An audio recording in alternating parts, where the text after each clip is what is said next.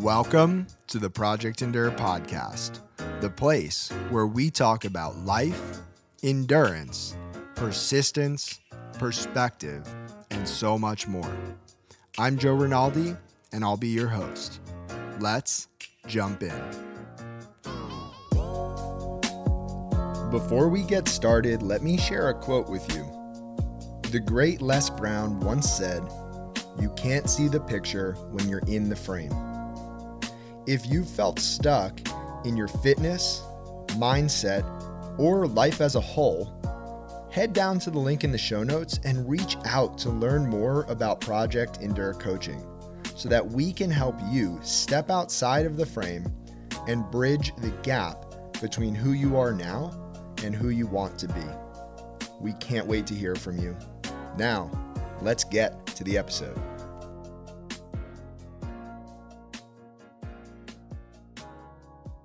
Welcome back to the Project Endure podcast, episode 200. We have myself, Joe Rinaldi, and just north of Atlanta, we have a very, very, very special guest, Pete Hixson. Pete, how are you? I'm good. Thank you, Joe. And 200.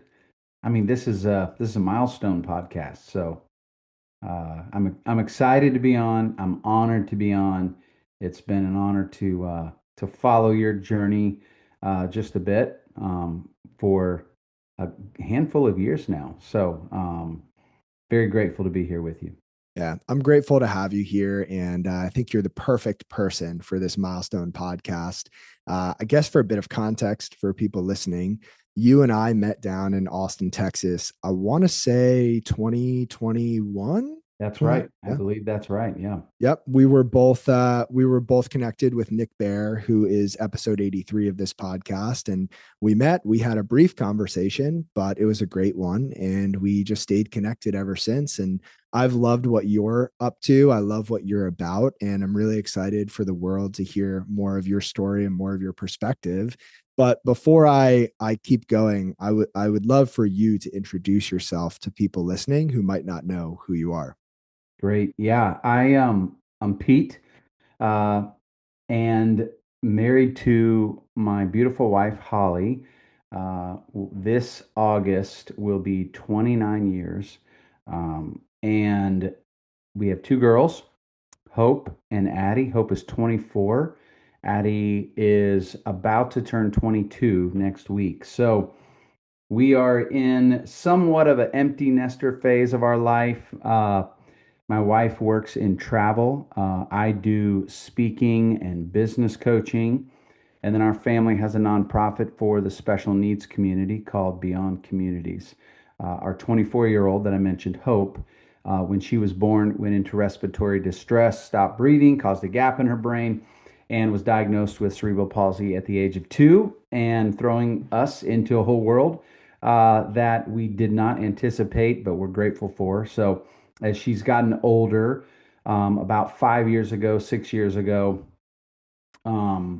we started this organization to build residential communities for young adults with intellectual disabilities, giving them an opportunity to live with more independence. So I'm sure we'll get into some of that, but that's me, that's us. I was a pastor for 20 some years. I still do speaking in churches, love coming alongside of my friends. In those scenarios, I still consider myself a pastor. I just don't do that technically for a living, if you will, but very much follower of Jesus and in deep relationship with him. And he keeps all of that going, not me, but I'm thankful for the grace. So that's me in a nutshell, if you will. That's so great, Pete. And I've got a bunch of questions, and I know we'll get into a lot of what you just mentioned as we go on. But my first question for you is just what was the transition like from being a pastor for all those years to moving on to the next chapter? And, what was the hardest part of that transition for you? Yeah, great question. I think there's a technical hard part of that, and then there's just, I'll call it just a philosophical, difficult processing type part of that. The technical part was I had done only one thing my whole life, and it's the only thing I knew how to do. Now, what most people may not most people don't realize how much, some people realize more of what really a pastor does. The joke is they work 1 day a week. And the reality is, depending on your scenario, I mean, I've worked in large, mega, multi-site churches and small churches. But when you are leading an organization in today's world, it's still a business. And when I say that, I don't mean it in a negative way. You're leading an organization. We'll just say that. So that involves staff, budget, buildings, campaigns. You're doing marketing. You're running a production. You're running a place for kids. You have a concert every week. Like, you're over a lot of different things depending on, the scenario, right? What size of church, if you will. So that is there's a lot that I knew how to do. The technical difficulty for me was I didn't know how to translate that and transpose that and therefore start charging people for something. And so there was a real, like, I used to do everything and it came with one lump sum and I just did it because that's what I do. Now I'm needing to create an a la carte, menu and offer it to people and then charge them. So there was just some technical strangeness for me. And that took a couple of years to get comfortable. Now I'm about 6 years into it, and I feel very confident and comfortable in my own skin walking into rooms that I just am, I still laugh and think about the industries that I work with that I have no idea about the industry. But the reality is, I work with people and companies and teams because they work with human beings. And if there's one thing that I've done for a long time, it's human beings. And I've been around them in the best of the days and the worst of the days.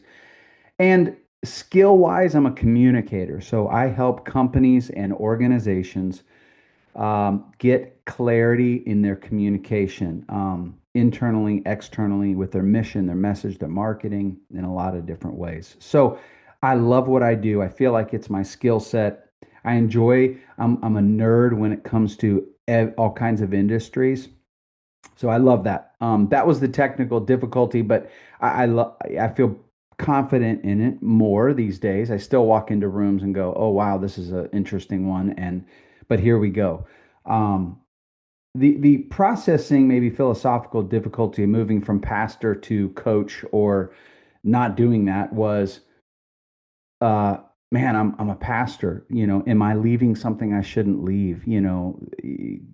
God, you called me to this. I thought you wanted, there's a lot of, and I don't have answers for that, but here's a response I'll give you. And I think we put a lot of weight in that in ways that God calls us to do things. It's not always forever. And I think ministry today is often seen only as in getting paid by a spiritual organization. Um, but ministry is what you're doing right now, Joe. Ministry is meeting people on the street, and ministry is having a conversation in the grocery store. Ministry is opening our eyes and opening our ears to what God has around us. And so, thankfully, I was on a journey before I stepped, quote, out of full-time ministry in church work, realizing that. So, but that was the philosophical, everybody struggles once you're called to ministry, like you're enlisted in God's army and you don't ever leave God's army, and I'm kind of joking around, but I'm serious. I think there's this locked in mentality that I don't mean to make light of that calling, but I think my calling is to be his son, and my calling is to obey him. And even if the world throws things that change that, what I'm doing for a living, I will say this: my gift, my spiritual gift of being a pastor, it'll never go away. That's who I am. And I do believe that, but it doesn't have to be my occupation. So anyway, that was a mouthful, but there you go. You are an excellent communicator. The way you can articulate thoughts, Oh, it makes me, yeah, it makes me so excited for all of the conversation still to come. And before I hit you with the first big question of the podcast, I'll just make a quick side anecdote that I think is kind of funny. But you mentioned stepping into rooms and being confident and it taking some time and needing to get used to that. And the other night, I jump scared my wife. She was coming into our bedroom and I was hiding right around the corner and I jumped. It was great. It was great. We had a good laugh. It took her a minute to I think was it going to was say, funny. did she laugh as fast as you did? Not quite as Yeah. fast, but we got there. We got there. And I had this thought. I thought, oh man, rewind 10 years when I met her, 10 years ago when I met her, I was terrified to even say a word to her. And here I am jumping out of, corners of the house, scaring her left and right. And, it's a great example of you Mm, build confidence, good. you're in something for longer, you get familiar with it, and it's not as scary. Mm, And I think that applies to a lot of areas of life. And, we'll get more into that later, but let me hit you with this right now. okay. When you look back at your life up until this point, what's the hardest thing that you've ever had to handle that you did not get to choose for yourself? Mm. Boy, there's probably definitely a few things that come to mind, and maybe a couple layers to the one that is the biggest is when our daughter Hope was born. And for us, and every scenario is different, and sometimes depending on who's listening to this, right? Like I share a struggle that I have, someone else has a greater struggle in the same arena, and theirs is a lot greater. Some have a less struggle on paper. So this isn't to minimize or overemphasize, but our struggle and mine was when, again, I mentioned Hope was born. She went into respiratory distress, which just means she stopped breathing. It caused a gap in her brain, and at the age of 2 was diagnosed with cerebral palsy. The moment of her birth, the first few days, and I'll just give you a little short glimpse, a scene in this, movie. Um, Holly and I were, gosh, Holly, let's see, my wife was 19 when we got married. I was 22, about 3 years. So let's see, I was about 25 and she was 22, something like that when Hope was born. We were young, and you have all this excitement about having your first baby and all these things, and all your expectations. Um, and her first few days, there was just some struggles, and nobody really knew. And I won't go into all the detail, but her second night, I woke up in the middle of the night, and there was alarms going off. There was all these things, and I need to tell you, they had taken her out of our room and put her in a little like a mini NICU. We were in a women's center that was not a full hospital, but it was a birthing center that didn't have everything, but they have a small amount of that. So she was not in her room, and I woke up in the middle of the night to all these alarms going off, people hustle bustling all over, and it was because of my daughter. She had stopped breathing again, and we followed the ambulance to a hospital, but and it was just chaos, And I mean, and my poor wife, I mean, like she's physically shouldn't be getting out of bed and whatever, but we're getting in the car and following the ambulance, and I just had this moment with God, and you have these times, and I'll never forget it though. Like it probably took place in an eighth of a second, but it felt like a full conversation. I went into the bathroom of this little suite we were in before we got in the car and followed the ambulance. And I didn't want my wife to see me break down, and lose it. And so I just went in there and I just had this moment with God. And here's what he said to me. Now, when I say this, it wasn't audible. We've had these moments, but was so clear. He said, "You're going to have to trust me with her for the rest of her life." And everybody does. But sometimes, due to a circumstance, you have to trust me more. So you might as well start now. That's what I heard. I'll never forget it. And I had this visual. It was so crazy. I had this visual. I didn't even know what I was visualizing of. I didn't even know this term then, but I know it now. The neurotypical individual, which means there's no, brain interruption. There's no disability, mental or emotion or physical. The reality is we have to trust our children, period, with God.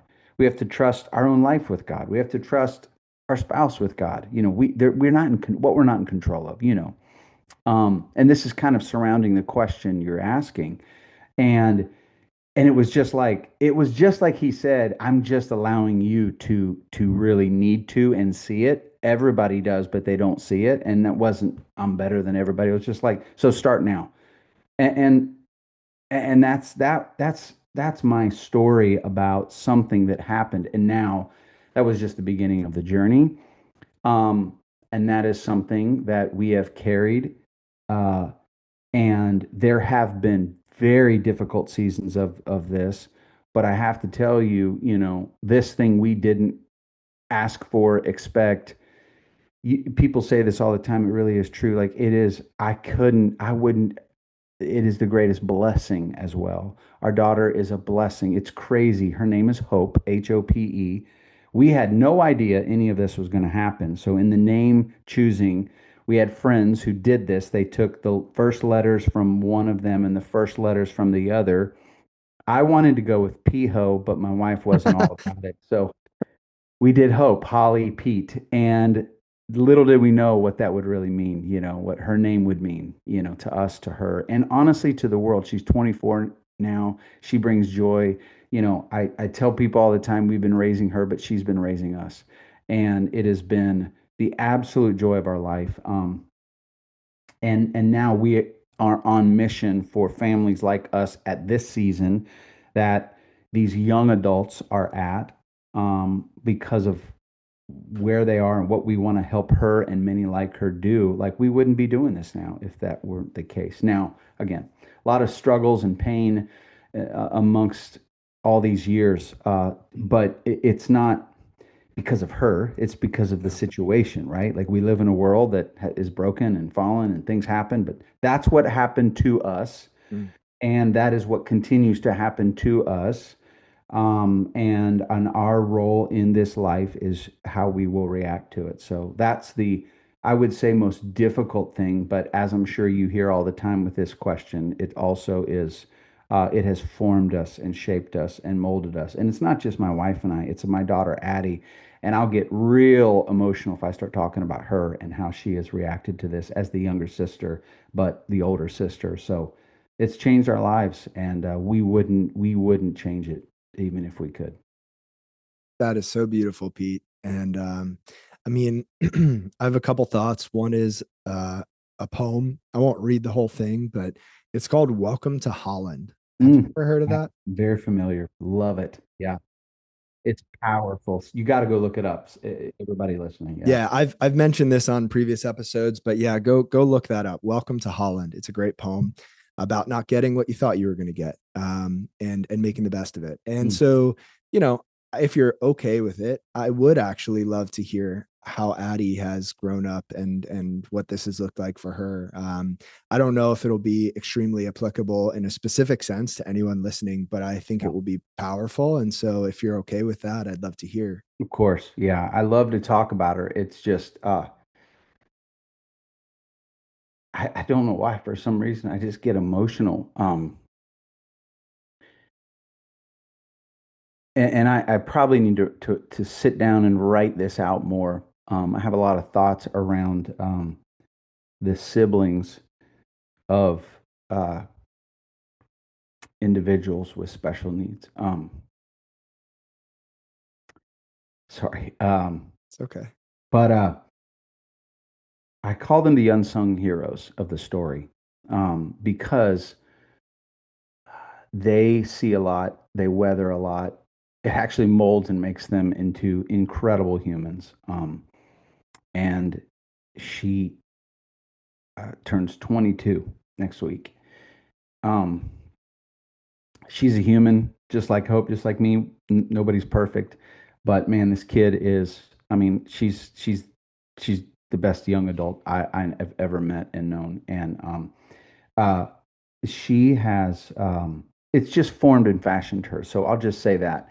Um, and she's about to finish her business management degree at Samford University in Birmingham.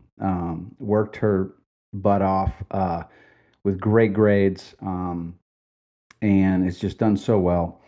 And about a year ago, she came to me and was like, "Dad, I don't know exactly what I want to do with this." And I just said, "Hey, I want you to be in the right place. This has been a great school, great environment. Uh, where I went to college was somewhat about the college, but it was the people that I met along the way and the experience. And this isn't everybody needs to go to college, but she wanted to go. So I said, get a business degree and you can apply it in a lot of different ways if that's what you want to do. So, and she's worked very hard for this and done very well. But she didn't really know how to apply it. And she's almost 22. She's 21. So she's not, it's too much pressure. What are you going to do the rest of your life? But about a year ago, she just said, Dad, I feel like I want to use this in some way for the special needs community. And when we started Beyond Communities, I had zero intention or thought or idea that Addie would be, I didn't do that for the reason. And we still don't know, right? We're still trying to get our first project off the ground and build our first residential community. We have a vision to have them all over the country because the need is so great. But all that to say with Addie, um, if you were to ask her today, she would say, I think my plan is to run our family's nonprofit. And I said, that's great because a lot of nonprofits have big heart, but they often, die with the founder. And I don't mean this in a negative way, but it's good heart. But like I said, go get a business degree and run this thing very well, be sustainable, be internally profitable so we can, stay alive and keep this thing going for decades and decades to come. And so that's just a really special little piece of the story. And I think part of why I get emotional thinking about her because, she could choose this in any way. She could choose to say it's not fair. I didn't have a bigger sister in the way that I want. And we've struggled through that. But I think raising her, she's just been so open. And I will say to my wife and I's response, we've always communicated very clearly, very openly, and very honestly with her. And we've tried to listen to her. And we also tried to, gosh, if I can just say one more thing about this. I, when Hope, or excuse me, when Addie was born, we had a lady that came up to us and said, I am a sibling of my brother with special needs. And this lady was 10 years older than us. So she said, I just want to tell you, do not neglect their desires and their needs because your life will be consumed with your child with disabilities.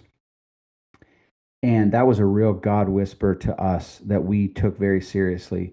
And there are things that we did for Addie because she could do that, and Hope didn't want to. And we tried not to limit Addie's life based on when we could, right? Like, but again, I just give her Addie so much credit because she's just responded so well.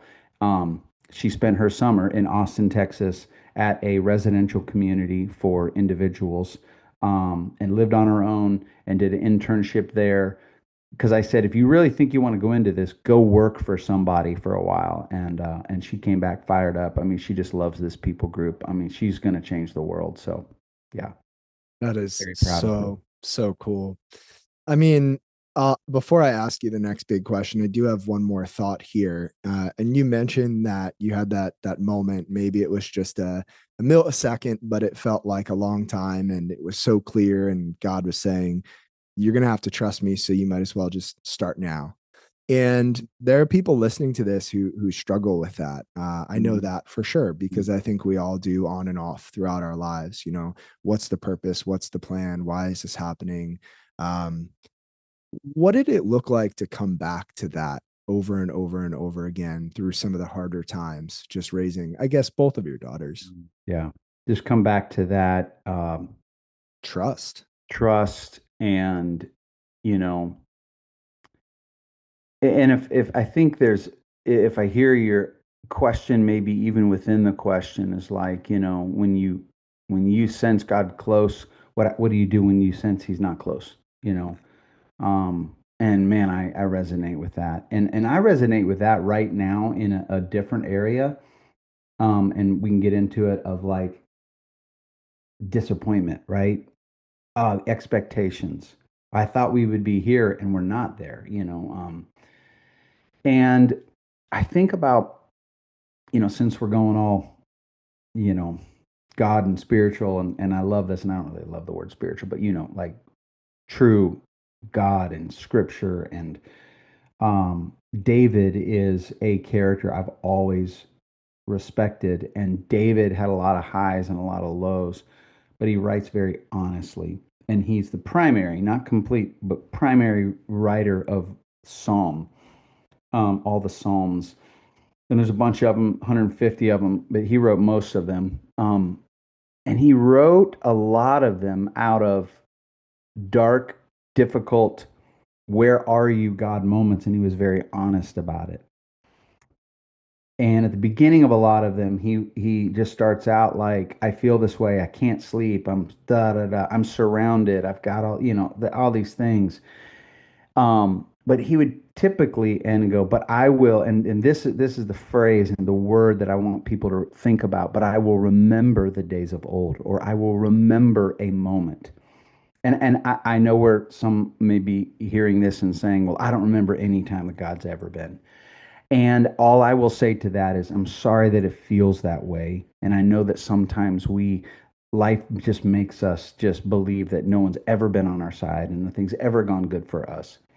But if we could be objective for a moment, I bet there are moments that God has been good and has provided, and there's been something in your life and someone that has come along your life, right? Um, and so I would just encourage us in moments when it's real dark and we don't see and we don't know, uh, to go back to the moments when we did and when we did see it and we did believe it. And so I don't know. I guess I could go more into that, but I would just really encourage people to hold on to. And by the way, I don't hold on to some, an angel didn't drop down in that bathroom and all of this, and I don't talk a lot about like God said this and God said that. It was just like, I think in our world today, we're flooded with messaging to our eyes and to our ears.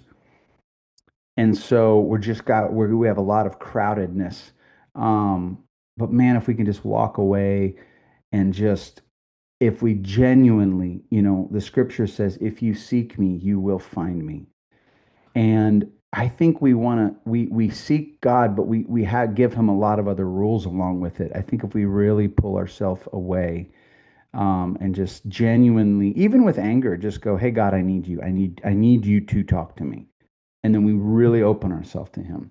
I'm not saying he's going to say a phrase to us or words, and he's not going to, maybe he will, maybe he won't put the check in the mail.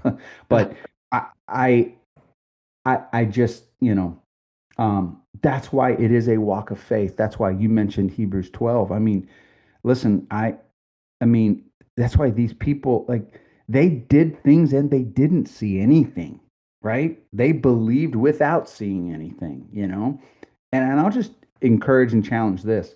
I mean, if we believe that Jesus rose from the dead and it's recorded, and people who didn't even believe he was who he was has said this, like, let's at least hang on to that, right? Let's just at least hang on to that. We can trust that death and anyway, I'm starting to preach now, but I'll That just was no, Pete, that was perfect. And I know for a fact that's resonating with people listening. It resonates with me. I think that one of my current beliefs, thoughts is everything that we want is on the other side of hard. mm, And that mm, doesn't always look like hard work, right? It doesn't always look like staying up later, getting up earlier, pushing harder in the gym or in your business. Sometimes that hard is stripping away everything and creating space. Sometimes it's having that conversation with God. Sometimes it's looking for that thing that you've avoided your entire life. But what we want is on the other side of things that are hard and good. uncomfortable. And this is what the podcast is all about: is the hard things that we're forced to handle and the hard things that we choose to do. That's And right. and so when we look at your life, and it's okay if you have a couple things here, what's the hardest thing that you've ever done on purpose, Mm, and why did you do that thing? yeah, boy, there are the primary one I'll just say is the hardest now realizing decision that we made, and I say we, um, I'll break down a few more, maybe minor ones, but the biggest one right now is starting this organization that is not my job, that I don't currently get paid to do. I got to figure that out at some point, whether there's, I don't, but Beyond Communities is our family's nonprofit. And it's got to exist in the world. And when I stepped out of pastoring for 20 some years we already talked about that. Uh, the other piece of that I did not know and see, I just thought, well, I'll just figure out something to do for my life and I'll make ends meet and we'll just, that I've already shared about that. What I did not know is the weight of, just the part vision, but also I do think there is a real spiritual component to pastors carrying weight. When that, to a certain degree, went away, God gave me a new, we sometimes we think that vision is just this. It is part idea, it's part a lot of different things, but what we don't really count the cost is it's also part burden. When Mm. you ask for a vision, you ask for the world and I think God to give you a new burden. Now you're carrying a burden, but you asked for it.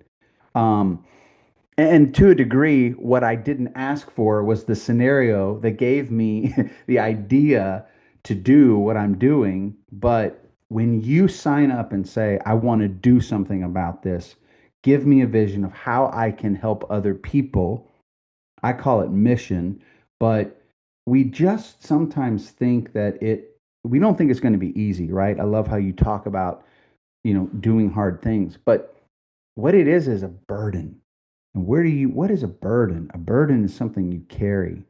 And a real burden is something, it's empathy. You understand the pain, and that's why you're doing something about it for others.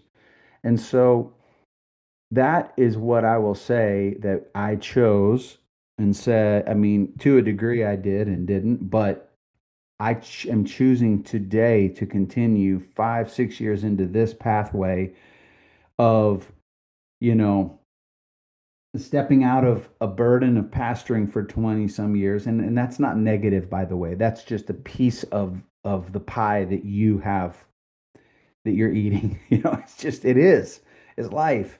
But when you step into mission, I've got a good friend of mine that when I first started this and I felt like God was handing me a new vision, mission, burden that I'm choosing to sign up for and do.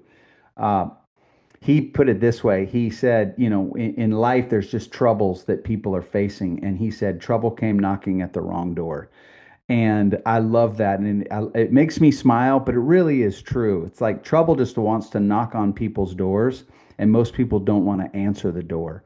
But he said, Pete, you answered the door, and trouble came knocking on the wrong door. And so I think that could apply to a lot of listeners and things, and it's just even trouble comes knocking. It's like, I don't want to get out of bed. I don't want to do this workout. I don't want to, have this conversation. It's like, that's trouble. And trouble comes and really they're just expecting you to just, go back inside, but you open the door and say, you take it on. Let's go. So that's what I would say, and I'll go into it more if you want, but doing the Beyond Communities, what I call Beyond Communities, this is our organization. Um, it came because when Hope was getting ready to graduate high school, I found ourselves at a place where people like us are at that point, and it's like it's a cliff you've been walking towards, and when the school system is no longer the everyday thing they can at least do and have some structure, and that's going away, it's like walking towards a cliff and all of a sudden you feel the wind. You knew it was coming, but now you go, oh my God, what are we going to do? And it just happened to be at a time where I had stepped out of this pastoring career, was doing other things, and it gave me more freedom. And I just struck a deal with God and said, all right, I'll take a year to see what's out there. And if I'm not satisfied, we'll start something. And there's a lot of great things out there, but there's not enough. And it's not in the way that I'm looking to design it for a specific ability category because the spectrum is so wide. And we've kind of unintentionally lumped everybody with special needs under one category. And so our vision has gotten more and more and more narrow and dialed in for these past several years we've been walking through it. But yeah, that's what I chose to do. That's what our family's chosen to do. And it's still very difficult. And I'll go into more reasons if you want me to, of why I'm feeling that and I got to wake up every day and open the door to trouble because there's a lot of times I just want to go, I know why this is hard. And the enemy wants me to just believe that it's not possible, but I have to combat that, anyway. I would love to hear more. And I'll share a very quick anecdote before I ask another question. But it's top of mind because yesterday morning, I recorded a podcast with my close friend, Sam Tooley, who was the second guest, or sorry, the second episode, but the first guest ever on this podcast. And to just make this long story shorter, back in 2020, Sam and I decided to start a podcast called the Pursuit Podcast. We were attempting to schedule a guest and we just couldn't find a good time that worked because I had a full time job. He was suggesting times like, 11 a.m. on Tuesday. And I said, I can't. And he said, okay, 9 a.m. on Thursday. And I said, I can't. And he sent back an email and it was along the lines of Joe needs to become his own boss. We'll schedule this one without him. And he didn't mean anything by it, but it stuck with me. And I thought, I want that. I want ownership over my time. I want to be able to record a podcast at 9 a.m. on a Thursday. And that's exactly what we did yesterday. And it was a full circle moment for me. Wow. But I realized, working a full time job was hard in some ways, right? There were burdens that came with that. Lack of flexibility. I couldn't record that podcast. Doing your own thing, being a business owner, an entrepreneur, a lot of great things that come with that, a lot of burdens that come with that No too. question. And so it's almost about, right, what heart are you going to choose, right? What trouble are you going to allow in? Because even if you don't answer the door for said trouble that's knocking, there's still hard things about staying in bed, right? There's Yeah. still, so you have to choose your hard and you've chosen this hard. And I would love to hear more about what is hard in this season for you. And if you can, maybe tailor it a bit to someone else who's listening who is also starting something new or trying to build something, because there are a lot of business owners listening to this podcast. Yeah. And I'll just give you one of the subcategory ones that I had mentioned, which is moving out of, having and just transpose this into any business organization. But I worked in the church world, so I would typically go and take over a church, or we did start one and pastored it for 9 years. It was a very, very, very special season. But, you know, it's still, you get a salary, you have benefits, you have income, it's coming. It might not be the grandiose or opportunities to, scale that, based on working harder, if you want, but it was a set system, right? I knew the system. Um, and things that I'm still choosing to do difficult. And my wife has chosen for 12 or 14 years to have her own travel business, and uh, to your point, like there's a lot of wonderful, oh, I'd love to work for myself. It's like, well, I work for about 30 people at a time because I work for my clients. So have fun with that. Like sounds great to you work for yourself, but there is a lot of flexibility and there's a lot of, but choosing to keep doing that. And I'm not saying to those in my world who have pastored and gone back to it, but you know, there were and probably are opportunities if I wanted to go back to that or I felt called to go back to that. I wouldn't worry about, but that's not what I needed to do. But man, when the clients weren't coming and, in when you work for yourself in this way as a sole proprietor or you're starting something, and if it is your income, by the way, that makes it even more difficult. So I started a coaching speaking business, and then on the heels of that, what I didn't know was coming was I started a nonprofit organization. Well, you know, I chose to make my income through this. So I'm trying to do two different things. One is business, it's income, it's my living. The other is this passion, So regardless of if it's your job or it's a business you're trying to start or it's a restaurant, I mean, I talk to people all the time who are they have this dream and they've merged their passion and their dream into their job, and also like that's a lot of weight to carry, and you continue to do that instead of just go, all right, I'm just going to go, go back into the working field and get a salary and whatever. And again, there's nothing less about that whatsoever. But it is difficult and you do have to choose. And it's, especially when it comes to income, I tell people all the time, like, We eat what we hunt and kill, and often, and we don't have deep freezers, if you know what I mean. Like it doesn't like Yeah. it just doesn't work that way, you know. And there are more plentiful times, but you better store away because there's some very scarce times out there too. So for whatever it's worth, that is a very brave world to live in and to stay in. Um, and I just encourage people and challenge people. And if you haven't done this in a while, sit down and at least write out these three categories. Write out what is the problem that you are solving for the world? What specifically are you doing that solves that problem or at least helps them and guides them in the path? And then what does their life look like? Not yours, their life look like when they are engaging with your quote products or services. Um, that is your mission. And I teach this in marketing workshops of whether it's a one liner or a mission statement, it's problem, solution, result, problem, solution, result. But do it for yourself. If you haven't reminded yourself lately, sit down and write down because you will not be as motivated to just go do what you do. You'll be motivated to solve a problem and not just yours. Solve a problem for somebody else. I don't care if you're selling toothpaste, right? You're still solving a problem. Write it down and be motivated by that. So that would be my encouragement. That's great. And it makes me think of this video clip I saw. And, social media, we can go into this. Maybe we don't have time, but there are some really great parts about social media, some not so great parts. But one of the great parts is every now and then I'll come across a clip or something, a post that just makes me smile from the inside out. And there was this clip, a news anchor was interviewing this kid, I don't know, just at a fair or a park or something. And she said, "What do you want to be when you grow up?"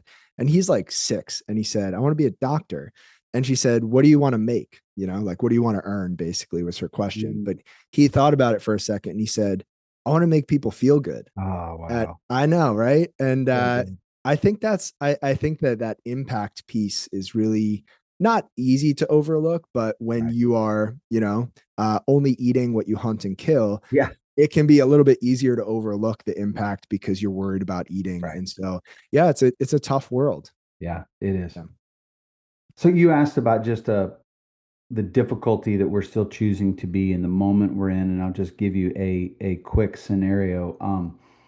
As we're working on Beyond Communities, and again, this is not my job or what I get paid to do, but it's my calling, and I just pray and work hard both uh, in coaching and speaking to provide an income so that I can do this and make sure that this happens. This meaning Beyond Communities. We were 2 years in a campaign to build some townhomes, and we are specifically going into mixed use developments because we need accessibility, we need jobs. These are high functioning individuals. And we love the full spectrum, but we've just decided we are, going after individuals very similar to our daughter's what I call ability category, because a lot of the wonderful, what I call campus models that are kind of out somewhere and they're serving people with higher care needs, it's so important. But uh, as we've watched Hope's growth and progression, which, by the way, you talk about real hero of this story. This kid, she has a lot of things against her, right, on paper. And man, I could go into a whole conversation about this people group. You might say, well, you're great parents, and I do believe that. But this people group has changed our lives. Go read Matthew 25 again and read the parable of what is called the talents.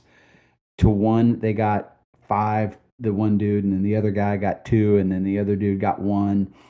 Call it whatever you want to call it. These individuals have a disability, whatever that might be. And let me just tell you this, the whole point of that parable is not it's not about what you have, it's about what you do with what you have. And these individuals are putting us under the table regarding what they're doing with what's been given to us. You know what's been given to you and I? A lot. What are we doing with it? I mean, that's up to everybody, right? But like, I'm just telling you, even when we are doing a lot, we aren't doing as much as whatever is being given to them. So, anyway, this, um, Hope's progression, and she's been in two different college programs, and that's been guiding us along the way. And the goal is Beyond Communities is ready when she's done with this post-secondary season.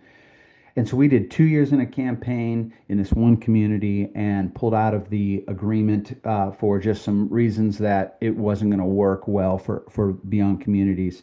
And then last January, we got into a new community here in the North Atlanta area.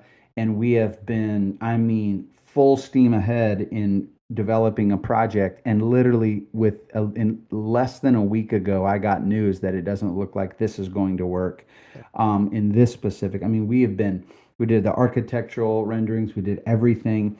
And there's some things we're in control of, and there's some things we're not in control of. And this goes back to, and I'll just be honest, man, my last every day, even just a few, however long ago this morning, my brain is fighting me, telling me, you know, to be negative to this. Like this is so fresh to me. And our brains drift into the path of least resistance. And the scripture talks so much about the mind, and we have to change our perspective, and we have to change our minds. And I'm just asking God to change my mind every day of just like get back into the battlefield, or to this, answer the door to trouble again. Because I just want to just get frustrated and give up or get negative or start blaming people, you know.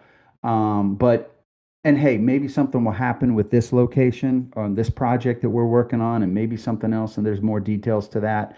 But I know this needs to exist in the world. I believe we're called to it, and I've got to get back into the battlefield, and we're going to go find another location and work on another, scenario. We're going to keep doing that until we see it realized. That is hard. That is frustrating. That is sad. It's disappointing.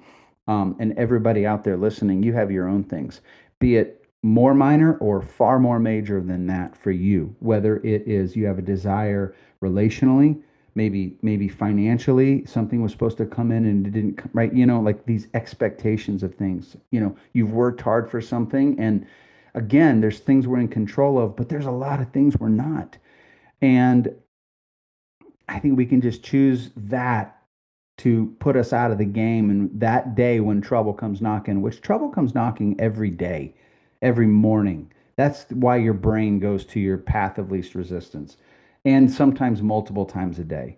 But I just say, go, answer the door, open the door, even if you're just kind of like, here we go again. Just keep answering the door, especially, when you believe you are supposed to do something. And then even in that, your brain will tell you, why do you think you're supposed to do this? This is why, it's too hard, whatever it is. But anyway, I could keep going on that, but Well, I'll let you keep going here for a second, but I'll roll it into just a question I ask everybody. And to answer the door every time mm, trouble knocks, right? To yeah. get back up, to be back out on the battlefield, it requires a level of endurance. And Mm. this is the Project Endure podcast. That word means different things to different people. When you hear the word endurance or endure, what does that mean to you? And how do you tap into that? Yeah. I mean, I think there really is the supernatural and the natural, the spiritual and the physical, if you will. But like I I believe that, I said it a moment ago, it's really by the grace of God that and I'm careful with that, because there's people that just say, well, I didn't get that. I didn't get what you got. I didn't hear God, like. And so I'm careful with that, because it's never like, well, he did, gave me something he didn't give you. Like, that's really not true. I think he's given us all equal opportunity here. I really do. I really do. Um, and part of the proof of that is I'm sitting here. I'm not wired to anything. There's not, and the other thing, the reason why I don't spend a lot of time, like, how do I say this, coddling that idea. And this is why I just want to go, hey, why don't you come over here and meet a community of people that our life is surrounded with? And by the way, my daughter's disability is very minor compared to a lot of people we've met. And I've done a lot of funerals for babies and for children as a pastor, and walked through scenarios. Like, I've seen a lot of different things, and I don't have answers. I don't. I wish I did, I wish I did. But I've just seen too many people who've had it way, way more difficult and they aren't living that way. And call it what you want, this victim mentality. It's not you, it's not me, it's the enemy. And we either adopt that voice and make it our own or we reject it. And I just tell you, you got to reject it because that's not who you are. You're actually better than that. So stop saying those things and then adopting it because it's not who you are anyway, and it didn't come from you. It came from him. So I'll stop there with that. But um, endurance is part supernatural, but it's not without our participation. And it's surrender. So I would start with surrender. I would start with endurance being surrender. And it's not surrender, it is surrender to God Almighty, the creator of the universe. And as a Jesus follower, it is surrender to the power of the Holy Spirit within me. And so that's where surrender starts. And then it's mind. And we have to control our mind. I had a deep mentor and counselor years ago who taught me. He said, "I want to teach you to become your own counselor," and he taught me a lot through the scriptures of how Paul. We think Paul is this badass that just walked around slaying dragons, and he probably was. He was a therapist, man. You want to read Paul's letters? He wrote a lot about one thing: the mind and the controlling of your mind. And Paul teaches us so much throughout scripture of how we can control our mind. Our mind is not our brain, and our brain is not our mind. Our mind is the control command center that we do have agency over to take hold of, and we can tell our mind what to do. And I'm not, man, I've walked through battles 2 years deep of anxiety, and I've gone through depression, and man, we could get into a whole nother podcast about this. That is not minimizing those things when we feel like we have literally been taken captive by somebody that came out of nowhere. I know how that feels. Um, and it's not always I can do anything I want today, but we do have control over our mind and we have to take control. So I would start with surrender. And for me, that's surrender to the Holy Spirit of God within me. And then that is take control of your mind, Pete, and put your mind on new pathways of these literal neurological pathways. And if you don't have them, you got to start new ones. And it sucks and it's hard and it is digging in the trenches, but you've got to get a new mindset.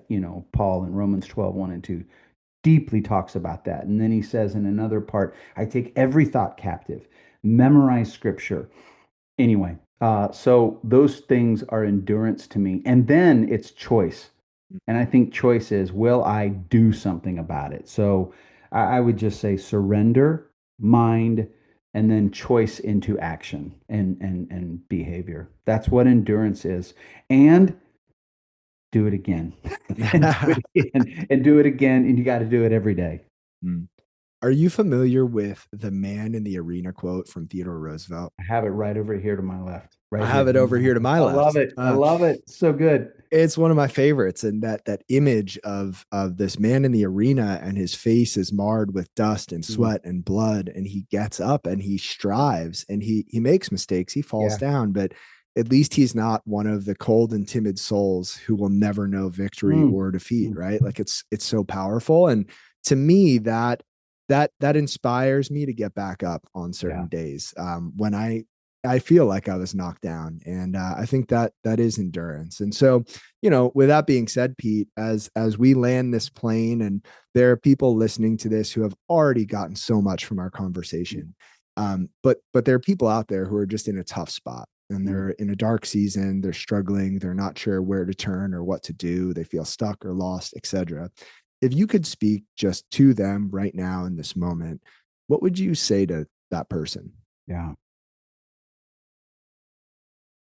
I I would say from human to human, I see you, I hear you. I may not understand everything. When I say see you and hear you, I know I can't see and hear, but every human wants to be seen and heard. That's why I say that. We just you know, I'm learning in my older years, and I just turned 51 a couple weeks ago.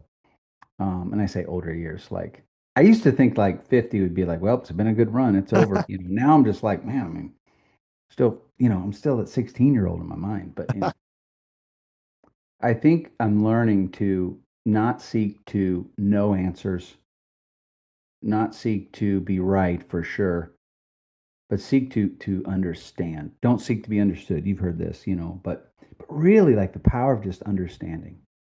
And it doesn't justify things and whatever, but like everybody wants someone to at least understand them. And that's why I just say, I'm sorry for whatever you're going through. I want you to know you're seen and you're heard. And while I can't physically see you and hear you, God does. And if you don't even believe that, that's okay too. Because it actually doesn't change the fact that he is right there with you and waiting and not to come in and swoop you out of it and change it tomorrow, but he cares and he sees. And I would just probably relay these words that Jesus said, which is, come to me, all of you who are heavy burdened, and I will give you rest. Um, and he says, take my yoke upon you, which is easy and light, and take your yoke off of you. Well, what is that yoke? What is that heavy? This is a farming analogy where the cattle, or if you like they put this heavy yoke on them and they're dredging through, and where they're pulling something and they're doing work for somebody else. And I think we have to understand, like, boy, we've taken that on, and take the yoke of the expectations the world and yourself have put on you. Take the shame and the blame that you are under, that the enemy, again, remember, it's his voice, it's not yours. You're better than that. So stop adopting that. Take it off and put on the yoke that Jesus has for you. um, and then just rest and sit and listen, um, and ask and believe, and you know I love the honest man in one of the parables of Jesus who said, I don't believe, but I want to believe, so help my unbelief. And I have to say that all the time to God. And I would just encourage you to say that. Hey, I don't even know if I believe in you, and I might be pissed off at you, and I might even blame you for all of this. But if you are there, help my unbelief, because I'm being honest. So be honest with God. Tell him you don't believe if you don't. And if you do, just say, I need you to help me believe again. And just be honest. So yeah, that's what I would encourage people. And that's what I would say. Yeah. I think that's the perfect way to wrap things up. And I think the one note that I'll pull out from all of that is that, in this life we have to make choices, and sometimes we have to choose over and over and over again, whether it's a commitment that we've already made or a commitment we want to make. It's not a one-time thing. It's a choice every single time, every single day, every single minute. So make that choice, build that pathway, and keep putting one foot in front of the other. And Pete, I really appreciate you, on so many levels, but I appreciate this conversation quite a bit. And if there are people listening who want to learn more about you, learn more about what you're doing, or just reach out and say thank you, where's the best place for people to do that? Yeah, the best and simplest way would just be send me an email, Pete, Pete, at petespeaks.org. Um, and if you want to learn more about Beyond Communities, it's just beyondcommunities.org is our website. My website is petespeaks.org. But if you want to reach out to me directly, which you can get to me directly by either one of those websites, but Pete at petespeaks.org is the easiest way to just reach out. And yeah, I'm one quick thing. I've been working on a project called Never Not on Mission, and it's, God willing, going to be a book. But I'm almost scared to keep saying that, because for a couple of years I've been saying I'm going to turn it into a book, but it's become a mantra at very least. And one of the things that I would add to what we just closed with is just, um, we have to wake up every day with mission. We were made for it. Mission isn't always starting an organization, or starting a business, or changing the world per se, but we all do have priority relationships. We have some kind of work we're working on or working towards, or we're looking for work, but we have that. And then we have opportunity callings. Those are the three categories. Sometimes they're not all crystal clear, but one of the priority relationships you have is you. And God gave you to you, like he just did. And so listening to you say that, Joe, like about getting up, putting one foot in front of the other, not in a selfish, the way the world wants us to see, make yourself God and do everything about you. Mission is not about you, but it does involve you. And we're the only ones that are been given. This is the parable of the talents again. Like, we have stewardship and responsibility. And by the way, we will have accountability one day. What did you do with what was given to you? And you still have you. Whether you like you or not, you will be accountable for what you did with you. So I encourage people, um, if you're just trying to make it through one more day, make sure that you don't forget that part of your mission in life is to be responsible steward of what God's given you, and that's you. So, yeah. I think that's a great way to drive everything that we talked about home today. And again, Pete, I'm so grateful for you. I'm looking forward to I hope the next time our paths cross in person. And Absolutely. yeah, and until then, keep up all the incredible work. And I'm excited for the world to hear this one. Same to you, Joe. Thank you for what you're doing and bringing this to the world. If you enjoyed this episode of the Project Indoor podcast, go ahead and subscribe, leave a review on your platform of choice, and share this episode with a friend. It helps us get more conversations like this out to more people like you. We appreciate you, and we'll talk to you next time. And one more thing. If you're looking for a community of people all striving to be better together, check out the Project Indoor Hard Things Club. The link is in the description below. We'd love to have you.